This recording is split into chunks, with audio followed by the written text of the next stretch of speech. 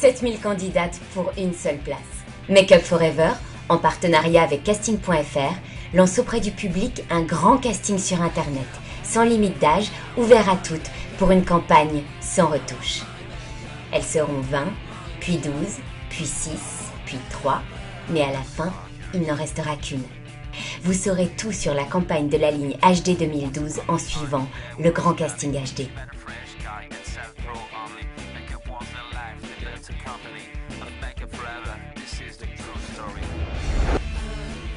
À l'issue de ces 3 étapes, le jury prestigieux composé entre autres de William Carnimola et de Mareva Galanter a sélectionné 3 jeunes femmes très différentes les unes des autres.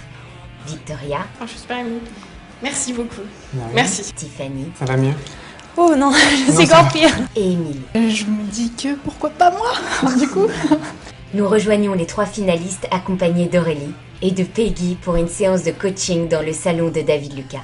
L'idée étant aujourd'hui d'adapter les tendances maquillage et les tendances make-up de l'hiver 2011 à nos 3 jeunes filles. Alors l'avantage c'est qu'elles sont toutes les 3 des visages très forts, elles sont très très belles, et en fait de choisir quel maquillage, quelle tendance, coiffure et maquillage va le mieux sur chaque fille. Aurélie Lambillon, rédactrice en chef beauté, forme et santé du magazine Bi, venue pour conseiller les jeunes femmes, commence par Victoria. Pour le maquillage, moi je pense qu'il y a plein de choses. Tu as la chance de pouvoir faire énormément de choses. Donc tu peux jouer les yeux, je pense que tu peux jouer les liners, comme tu l'as dit. Je pense que tu peux jouer aussi la couleur. Je pense que on peut même essayer peut-être un smoky bicolore, un noir avec au milieu une touche de cuivre ou de doré. Je sais pas ce que tu en penses, Peggy, mais je pense que toi vraiment on peut faire plein de choses. Jouer de la couleur, si tu es habitué à porter un eyeliner, on pourrait rester avec un eyeliner parce que ta forme d'œil s'y prête totalement. Mais ça pourquoi serait pas dommage, effectivement, ou un eyeliner très coloré, métallisé, on peut partir sur un eyeliner très graphique, je sais pas, pourquoi pas un joli vert émeraude qui pourrait être très beau, ou un vert qui pète, avec pourquoi pas une bouche fuchsia très mise en avant. La couleur sur toi t'amènerait beaucoup de lumière, d'éclat, et pourrait être très intéressant. C'est vrai qu'on me dit qu'on est à 2 pas, enfin à rien de la finale et que ça peut très bien être nous. Du coup on espère, enfin, pour ma part j'espère, je croise les doigts, mais en même temps j'essaie aussi de me préparer à une éventuelle déception et c'est normal. Du coup c'est assez mitigé comme sensation, c'est très bizarre. Mais en tout cas je suis très heureuse d'être là et je profite de tout ce qui se passe pour garder un maximum de bons souvenirs, parce que dans tous les cas c'est une super expérience. C'est maintenant au tour de Tiffany. Pour le make-up, moi je verrais quelque chose autour des yeux. Un très beau teint, donc garder ce côté un peu diaphane, fraîcheur, comme ça, très frais. Ouais, très opalescent, une jolie bouche verte. Enfin, moi j'ai une actrice années 50, vraiment. Un liner, une jolie bouche, pourquoi pas un peu rouge vermillon. On peut essayer. Moi je ferais avec et sans quand même, peut-être. Bien sûr, Parce que je pensais aussi le sourcil. Pourquoi pas essayer Oui, de faire apparaître ces sourcils qu'on ne voit pas, n'est-ce pas?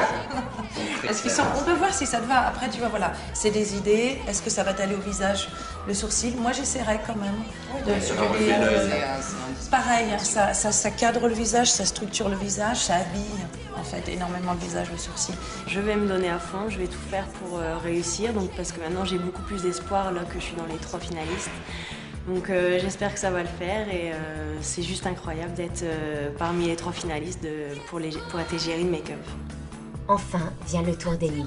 T'as des très beaux yeux, t'as une très belle bouche. Je pense que si on met les 2 en avant, ça va être beaucoup. Moi, je partirais sur un œil, peut-être essayer un smoky, pourquoi pas. Alors oui, pourquoi pas un smoky, bien sûr. Par contre, il faudrait qu'il soit très fumé, très dégradé, pas un smoky forcément noir ou anthracite, mais quelque chose de plutôt dans des taupes. Un smoky de couleur. Enfin, un smoky de couleur, pas noir. Ouais, non, pas noir et pas anthracite, qui risquerait de vraiment faire perdre de la lumière. On a un visage extrêmement éclatant. Je partirais vraiment sur évidemment une mise en valeur et redonner de l'intensité au regard, mais tout en flouté, fumé, dégradé.